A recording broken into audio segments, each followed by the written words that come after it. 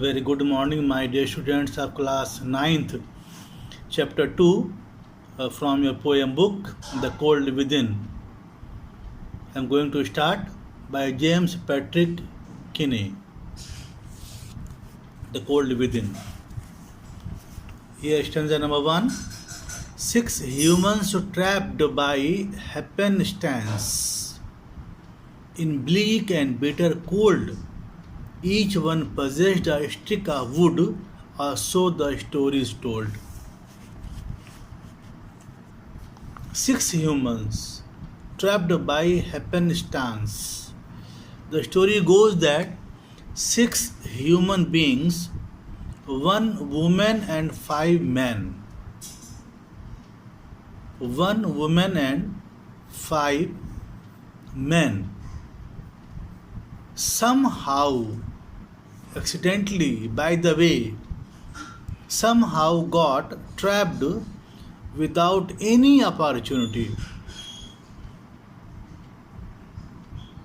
to escape in a bitter cold winter night.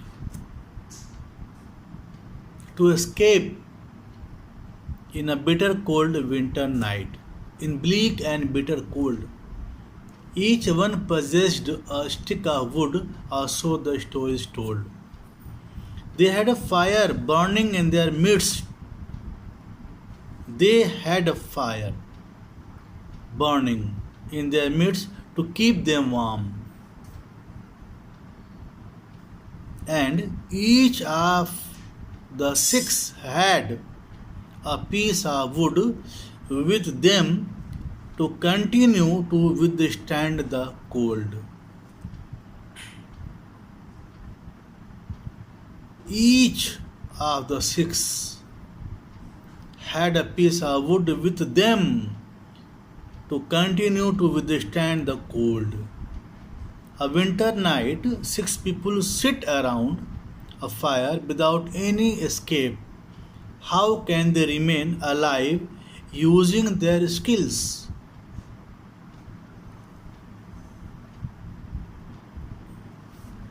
Their dying fire in need of logs, but the first one held hers back, for of the faces round the fire she noticed one was black.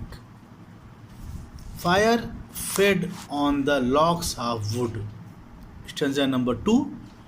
Fire fed on the logs of wood, and pieces of burning wood nearly turned to ashes of dying fire. Nearly turned to ashes of dying fire.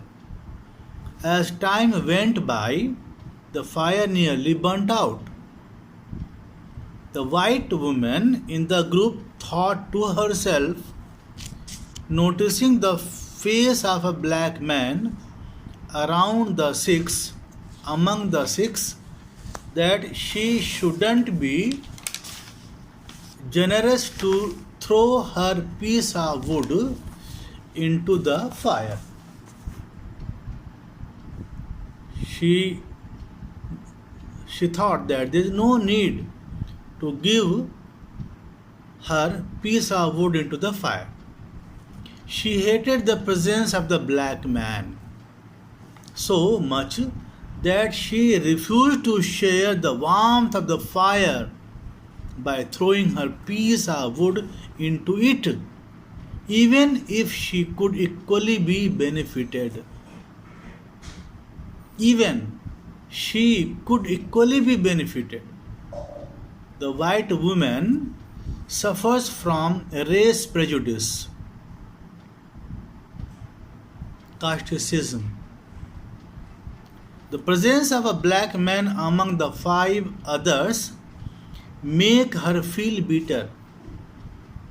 Even if the 5 whites would benefit from the fire, the thought that the black man should not get the warmth makes her to keep the wood with her.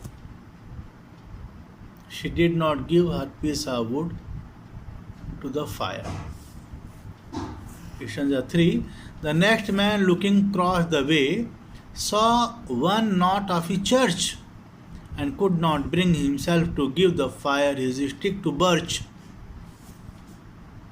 The fire of his stick, the fire his stick of birch.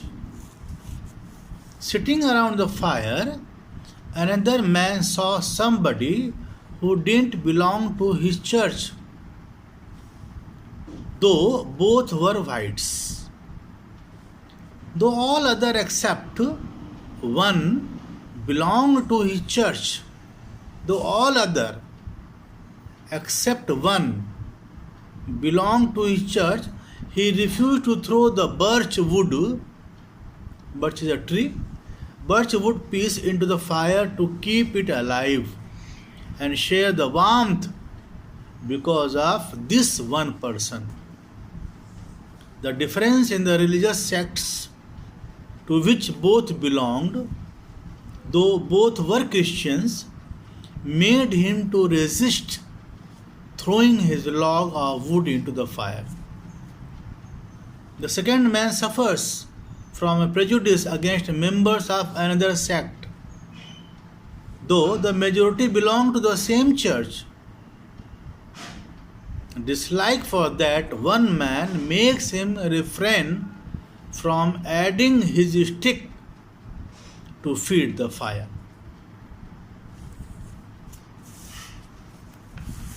Stanza 4. The third one sat in tattered clothes. He gave his coat a hitch. Why should his log be put to use to warm the idle rich? The third man was sitting with tattered clothes, and he brought the collar of his shirt closer to keep himself warm. He brought the collar of his shirt closer to keep him warm. Obviously, he is a very poor man, and the ones sitting along with him are all rich. He wondered why he should waste his piece of wood to keep the lazy rich warm. He fails to realize that the fire will keep him also warm. Envy, jealousy towards the others makes him suffer in the cold. Third man is poor. He sees the others as rich and thinks that it is an opportunity to have his revenge on the rich. We see discrimination on the basis of wealth here from the viewpoint of a poor man. Stanza number 5. The rich man just sat back and thought of the wealth he had in store and how to keep what he had earned from the lazy, shiftless poor. The rich man among them, a white man, sat in front of the fire and thought about the amount of wealth he had. He was thinking of keeping his wealth from the lazy and ambitionless poor, and he refused to throw the firewood in his hand into the fire. The rich man has no race or religious problems with anyone sitting there. His dislike is toward the non-enterprising poor who he thinks is lazy by nature. He thinks that the poor remain poor because they are lazy. The poor man and the rich man both suffer from class prejudice. The poor against the rich and the rich against the poor. The black man's face bespoke revenge as the fire passed from his sight, for all he saw in his stick of wood was a chance to spite the white. The face of the black man was sitting near the fire. The face of the black man sitting near the fire wore an expression full of revenge. He wants to take revenge, and he threw fierce glances at all the white men sitting around the fire. He found that keeping the firewood in his hand and not throwing it into the fire was the best way to hurt and make them suffer. He was thrilled at the thought and stared at them again. He thought that this is an opportunity to get the revenge. The only black among them has a strong grudge against all the whites seated there. The blacks have been made to suffer throughout the American history. It was difficult to get a chance to punish the whites. The black man found that keeping the firewood with him and denying them the warmth was the best way to teach them a lesson. The last man of this forlorn group did not accept for gain. Giving only to those who gave was how he played the game. The sixth one was a white man in this lonely and abandoned group. By nature, he did things for others only if there was any gain for him. His philosophy in life was to give only to those who give him in return. So far, no one had thrown his piece of wood into the fire. Therefore, he decided to keep his stick with him. He also did not give his stick to the fire.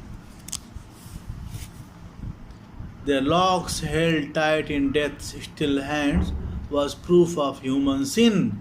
They did not die from the cold without, they died from the cold within.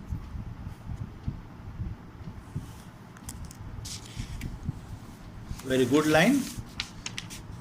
Their locks held, all six of them, all six of them played the mind game well and kept their locks safe in their hands.